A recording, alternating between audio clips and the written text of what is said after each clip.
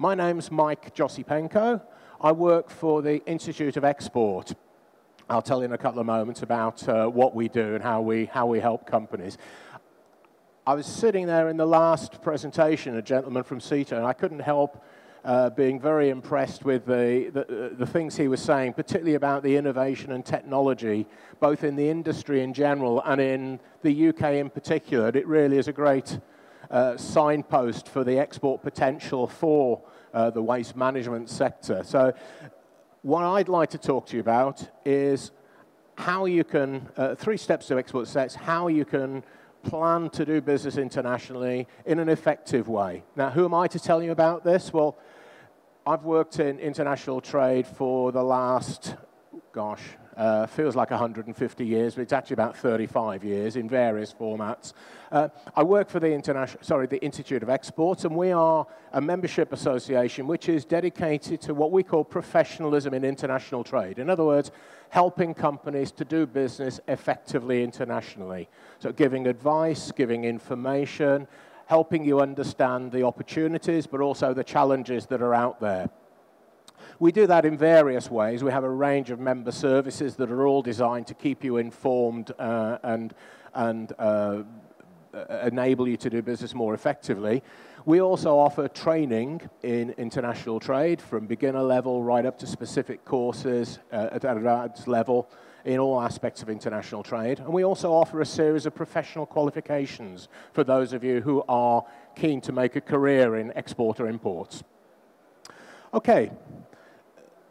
So what are we going to be looking at? So 3 steps to export success. So the first step deals with effective preparation and research. So understanding your product and the potential that you've got for export markets and how to research and consider export markets. The second step is connecting with clients. So looking at routes to market, how you're going to interact with clients, and also some tips on getting out there and finding and meeting clients. And then the third step is really geared towards helping you to do it effectively. So giving you the tools and the knowledge that you need to do business effectively. So we'll look at getting paid, protecting your intellectual property, as well as a few other the processes and procedures that you need to understand to do business effectively. Okay, so starting off, looking at your product, you may be sitting there thinking, I'd love to export. The last guy inspired me. I've met some great people from UKTI during the show.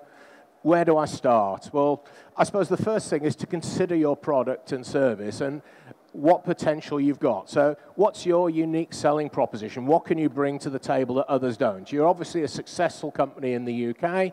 Why? What makes it a success? And how can you transfer that into international markets? You might want to look at your competitors, see what they're doing. If your competitors are all exporting, then potentially there's a flag there to you that you've got a lot of potential to do the same thing.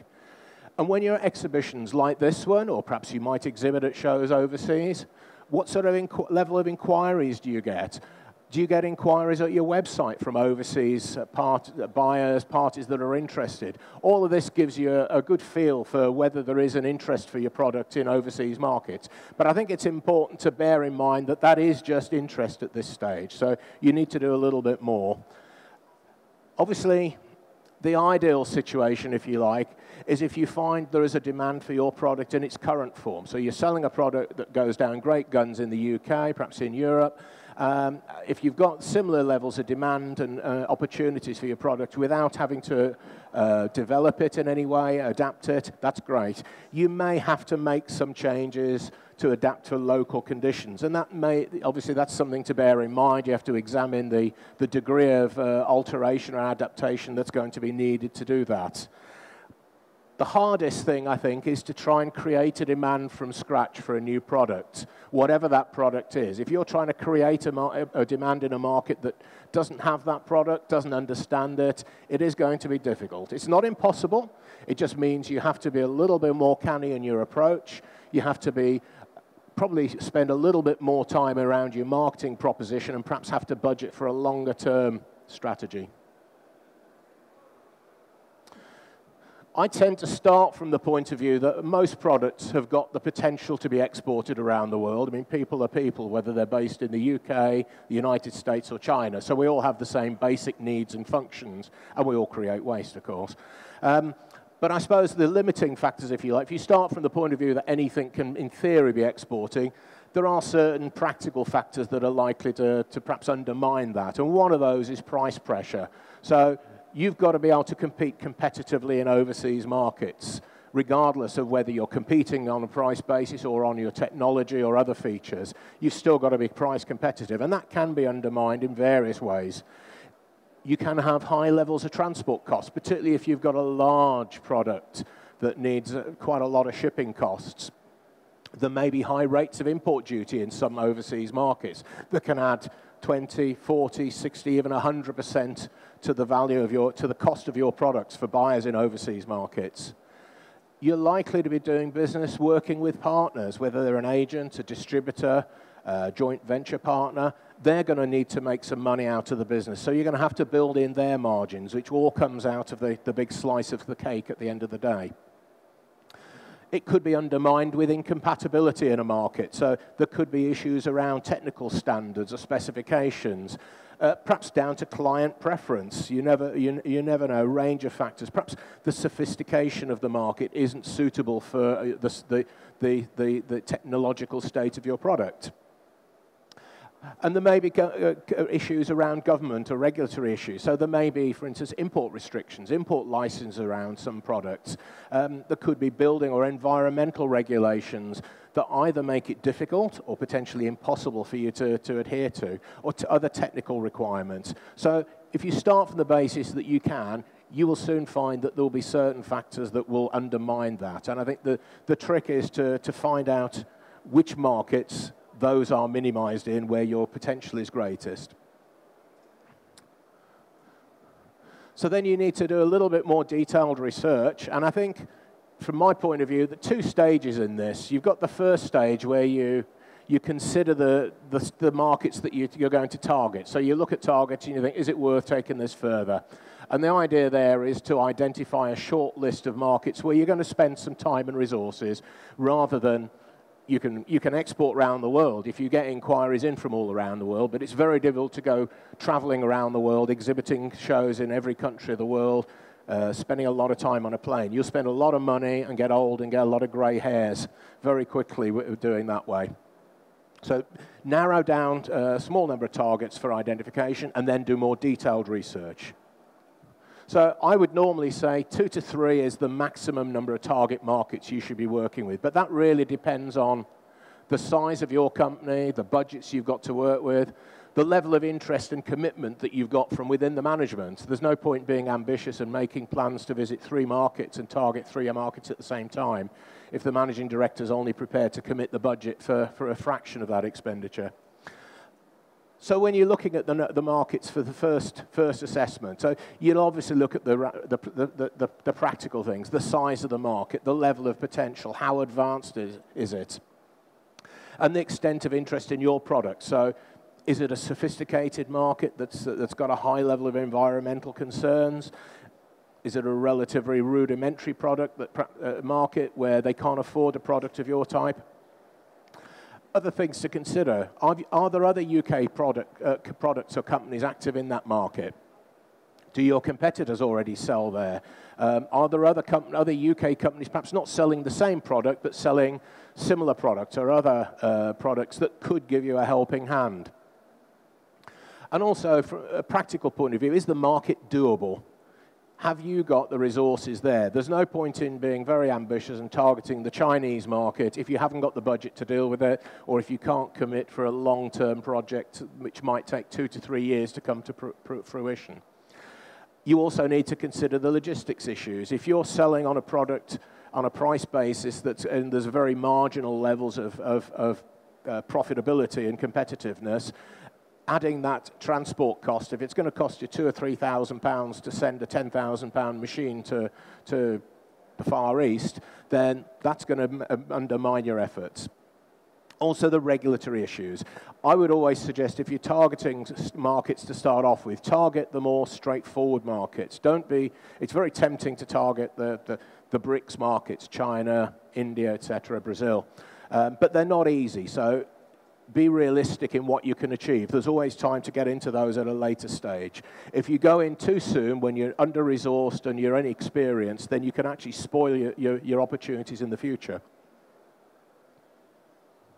So once you've identified those 2 to 3 target markets, that's when you really need to do the serious digging. So a range of factors that you need to consider. And I would expect you to be doing this by a combination of desk research. The internet's a wonderful thing. As well as physical research, going out there, speaking to people, meeting buyers, perhaps getting interviews done either face-to-face or by telephone, understand what the market is doing at the detailed level. So again, not only the size of the market, the segmentation, who are the players in there, what are the price levels that are being bandied around, what are the key features, what's motivating the sales in that market. How do the players in the market do their business? What are their routes to make the sales? The next one I've put on here, possible barriers. Barriers is one of those emotive words, and I don't like using it. It crops up a lot in international trade. People talk about barriers to trade. I tend to think of it as obstacles to trade. I mean, to me, a barrier is a 10 feet high electrified fence. You know, an obstacle is a 5-bar gate that you can climb over. And, you know, so think positively. Think of obstacles rather than barriers. There will be barriers along the way. You've got to recognize which are barriers and which are obstacles. One of those obstacles may be standards. There may be either governmental standards in place that are compulsory, or there may be standards that have simply been adopted by the market through preference, perhaps because they may have been supplied in the past by the Americans or the Germans or by somebody like that, and there's an ingrained preference for a particular set of standards. Obviously, you consider the culture in the market, how they do business, the matters of etiquette, because that's all part of your consideration as to how doable it is for you. And obviously, the legal regulatory framework, what issues you've got to contend with, either at the introductory stage before you even start thinking about sending product out there, or ongoingly when you do start dispatching product. What hurdles are you going to have to jump? What are customs clearance issues, high rates of duty, and how are you going to overcome those? And the wider economic and financial environment. You need to consider the market may be very attractive, but how difficult is it going to be to get paid? Your customer may be quite happy to pay you, but if there are exchange controls in that target market, it might undermine all of his willingness to pay you. It might mean he's unable to put money out of the country. So you'll be doing your standard analyses, PESTLE or SWOT analysis, which should come up with a better picture. And from there, you've got a good idea of how and when you want to proceed. Okay, so that's the first section. Move into the second section, finding and meeting clients. So how are you going to get into the market? What's going to be your route into the market? There are a number of ways you can do this. You may want to work with a partner, a sales agent, a distributor. You may want to set up a more formal arrangement, perhaps with a joint venture or even with your own office, either a sales office or perhaps a fully functioning facilities for assembly or production. You may want to license out your product. And I say here products. I do also mean very conscious that product tends to be overused, and there are a lot of people selling services out there. So some of what I say, if not all, applies equally to services. So you need to look at how you're going to deliver that, how you're actually going to impact with clients, how you're actually going to open those doors and get in to see them.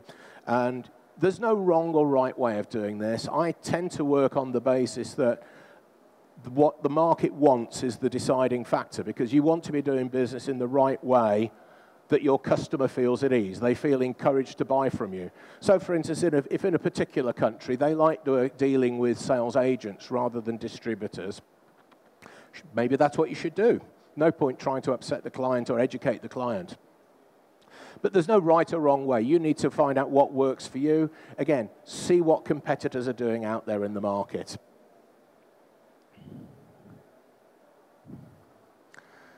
So where do you find the clients? Well, there's any number of ways.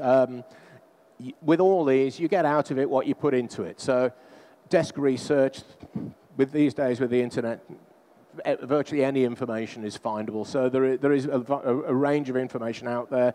And if you're prepared to spend the time, you can get much more information than just a contact name or an address. You can put it all together, come up with good information.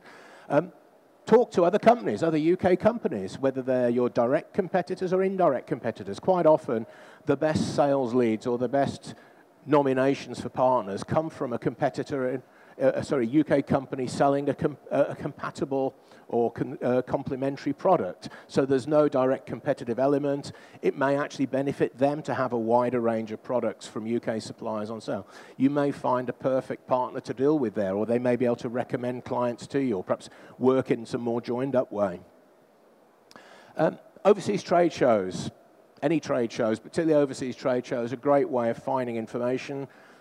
People tend to assume that means exhibiting at a trade show, and that's fine, but it can be a very expensive way of finding sales leads, and you could spend a lot of time and a lot of money sitting on a stand somewhere and actually come back with nothing. Visiting is an option. Even catalogues, websites contain exhibitor lists. You can find out who are the key players in an overseas market, usually from the website or the catalogue of the exhibition. Trade missions. UK Trade and Investment, our hosts, do some great work around taking companies on organised visits to countries as the headings of trade missions, and there will be a programme organised. A range of other UKTI services, so meet the buyer events, such as has been held here this week, and other UKTI services. So they have a business opportunity service, which is a great way to get information fed to you about opportunities that are out there, driven by buyers, and a service called the Online Market Introduction Service, which I'm pretty confident is in one of the brochures that should be on the benches that you're sitting on. Talk to UKTI. They're there to help you. They're a great source of assistance. I mentioned trade missions, great way of meeting people, but the only proviso I would say is, like everything in life, you get out of it what you put into it. Don't just turn up and expect people to come up to you. Don't expect the organisers to have arranged everything for you. You need to plan that in advance. So if you're planning on going to a trade mission to Brazil, Hong Kong, wherever, plan it 3 months out. Do your own introductions, do your own research, plan your own appointments. So treat that as the base and take whatever is formally organised as part of the mission as the icing on the cake. That way you'll get far more out of it and be successful. Exhibitions, I mentioned. If you're exhibiting an exhibition, you'll get lots of inquiries of varying degrees of seriousness, commercial interest. You may well find, if you've got innovative products, you may well find people coming up wanting to either represent you as agents or be a distributor for you. Fine, follow them up quickly and decisively, because people have short memories after trade shows. They may have seen you and they've seen 20 other people afterwards. So if you don't follow up for a week, your history as far as they're concerned. But equally, be selective. Don't take everything at face value. Quite often, if you work with the first partner that came up and offered their services, you may not be working with the best partner, and you can regret that. Whichever way you work, personal contact is very important. So whatever strategy you choose, whatever route to market you want to select, you've got to plan for regular visits, whether you're actually going out seeing clients, whether you're going out supporting your distributor at a trade show, on a sales visit, events that they organise, that type of thing. You need to support your agents and partners, and you need to be out there talking to clients, not only to sell to them, but to understand what they want, so you can be better attuned to their requirements. Okay, level 3, section 3, arming yourself with knowledge. In other words, protecting yourself. And the most important of these, of course, is getting paid. A sale isn't a sale until the money's in the bank. Some of you will be familiar with this. It's a risk ladder. It's quite often used by banks and financial institutions to identify the various methods of payment that can be agreed between two parties in a transaction and the level of risk. So 4 main methods of payment that you could consider in international trade. And generally speaking, what's best for the exporter is worst for the importer. So starting at the top, payment in advance. Great. If you can get it, you sleep happy at night. You as the exporter have got the lowest risk. The importer, on the other hand, has got all the risk, because they're paying money to somebody in a different country. They haven't seen the goods. They're taking it on trust that the goods are what they want, the quantity, the standards that they expect. So for them, very high risk. They won't want to do that unless it's absolutely necessary. So payment in advance is great if you're able to enforce it, if you've got an innovative product that's difficult to get elsewhere, if you've got a dominant market position, great. At the other end of the scale, you've got open account. So you're giving somebody credit, 30 days, 60 days, or simply pay the invoice as soon as you can. But you're incurring the highest level of risk. You're sending goods out to Hong Kong, to Hungary, to wherever it is, trusting the buyer to pay you at some period that they've agreed to. So you've got all the risks. They've got no risk because they're going to see the goods before they pay you. Assume they're happy with it. They may even sell the goods before they pay you, regardless of what credit terms they've agreed.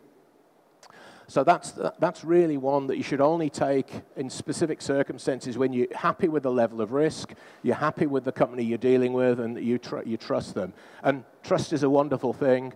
Underpin that trust either with credit references or credit insurance. That's a good way of working. And in between, you've got two formal ways of getting paid. And letters of credit are probably the best known of those. This is, for those that you don't know it, it's a way of exchanging documents of title for payment using a bank as an intermediary. Sounds great, sounds very simple. It isn't. It's very good.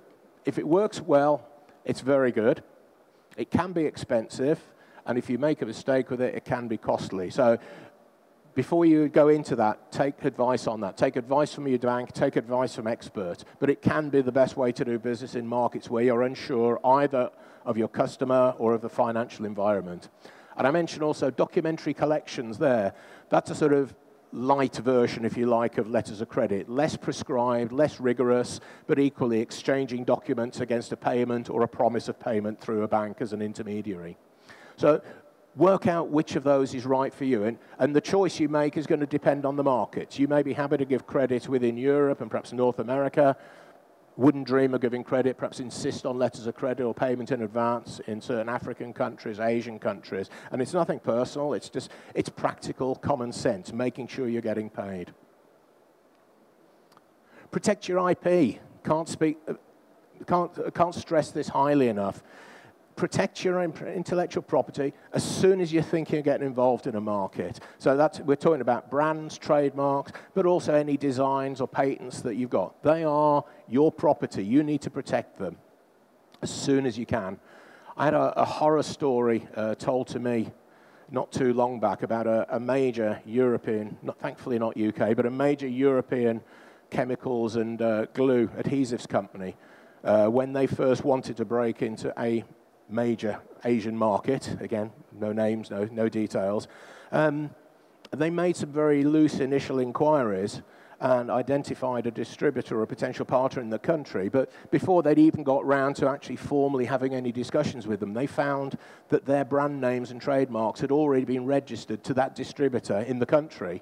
And effectively, they were cut out of the market. It meant that all their intellectual property, all their brands were useless. They had no right to use it in that country. They hadn't even met the guy face to face at that stage. So be careful. It's never too soon to protect your property.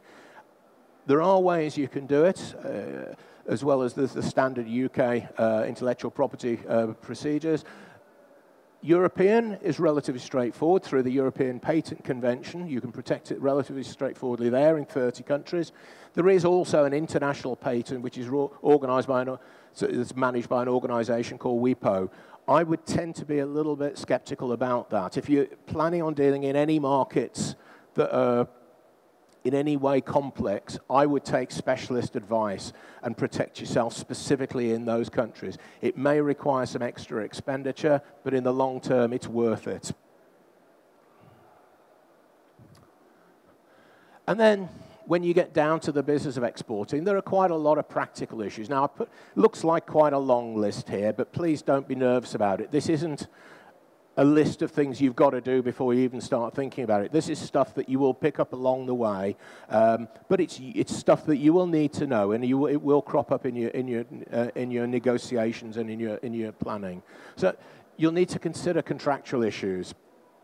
We mentioned earlier about how you're going to get paid, what terms you're going to agree, and bear in mind that this is something you've got to agree with the buyer. So you've both got to be happy with it, unless you're in a completely dominant position that you can impose your will on them. There's going to be an element of compromise. Another area, terms of delivery. If you're shipping goods out, it's a long way from here to Shanghai or from here to Rio de Janeiro. There's an awful lot of steps in between. There are things called Incoterms, which are terms of delivery, which break up the international journey into bite-sized chunks. And you can use these as part of your contract negotiations, dictate who pays for which element of the transport journey, and also who has the risk when the goods are at particular points. So in other words, if a ship sinks, a container falls off a ship, anything happens, the goods are stolen, who is at risk in the event of any occurrence. So learn about Incoterms, terms of delivery. It'll be a very important part of your negotiations. Payment methods we've touched on. What currency are you going to invoice in? Sterling, dollars, euros, millions of currencies out there. Whichever one you choose, it'll either be convenient for you or your buyer. Again, that's a commercial decision you have to take. But either way, there will be currency fluctuations. You may have the currency risk. You may have to protect yourself against those fluctuations in currency. And they may not seem a lot when you see about a movement of the euro against the pound of half a cent on a day or a week-to-week basis. It adds up. When you factor in your profit margin, it makes a big difference. You may pass that risk on to your buyer, but he's still got to deal with it, so it's going to crop up somewhere in the chain. Either way, it's going to impact on the end sales price of your product. Protecting your finance. UK Export Finance, very good organisation, sister organisation for UK trade and investment. They offer a range of solutions. There are also commercial service providers that offer credit protection, a range of credit protection facilities. So look to protect the debts you've got, protect your finance. If you're shipping goods, you'll have customs and tax issues and transport. So you'll need to understand about customs tariff codes. Find out what tariff code applies for your product. And the website that's on this presentation here is to a government website where you've got the tariff code and you can search for it easily. You'll have export documents. Documents make the world go round in international trade. They're used to transport goods. They're used to get goods through customs. You'll need to understand what documents are there. Talk to a freight forwarder for that. There'll be VAT regulations. If you're exporting outside the EU as a UK-based company, you can zero rate for VAT, but there are conditions attached. If you're doing business within the European Union, again, the conditions vary, but there are always VAT regulations to follow. You may have regulatory issues. Your customer may need to have an import license to bring the goods into his country. You may even need an export license. Probably relatively low risk, but it's always a possibility. You need to understand that. Maybe various regulations at the destination, either technical, documentary. You may have to produce certain certificates, certificates of origin or other documents. And then at the legal side, things to consider. You're probably going to have to contend with liability issues, product liability issues for your product. If anything goes wrong and there are consequences, protect your position on that. We mentioned about intellectual property. Understand the law in individual countries. That helps you to make sure the level of protection you've got is enough. If you're working with partners, distributor agents, look into the law in that country. It may not be the same as you're used to, so get expert advice. And also something called the Bribery Act, which you may have seen, and it created a lot of press when it came out. It is something you need to consider. I'm sure you're all very upright companies, but it doesn't just apply to you. It applies to your partners in overseas markets. You need to make sure you're compliant, and you make them aware of the standards you expect them to uphold. So various things to need to understand, but there is time, and there are experts that can help you with this, so don't panic. Where you could get that advice? Well, UKTI, as we mentioned before, government organisation, there to help you to export as a UK company. UK Export Finance, there to help to make a difference in the contractual side around the financial issue. So bonds, guarantees, underwriting, buyer finance options. My organisation, the Institute of Export, will be delighted to help. We'll be delighted to talk to you about how we can help, and you can find out about our website, about our services on our website. Trade associations are another good starting point. Many trade associations have either got links with their overseas partners, or they may have an export or an international department themselves that offers services or advice around that. A range of places to get advice and information. Also mentioned chambers of commerce, of course. So there's no lack of information out there. So It's nothing to worry about. You just need to think ahead, and if you follow the tips, you can export very successfully and take advantage of the great products that you're offering.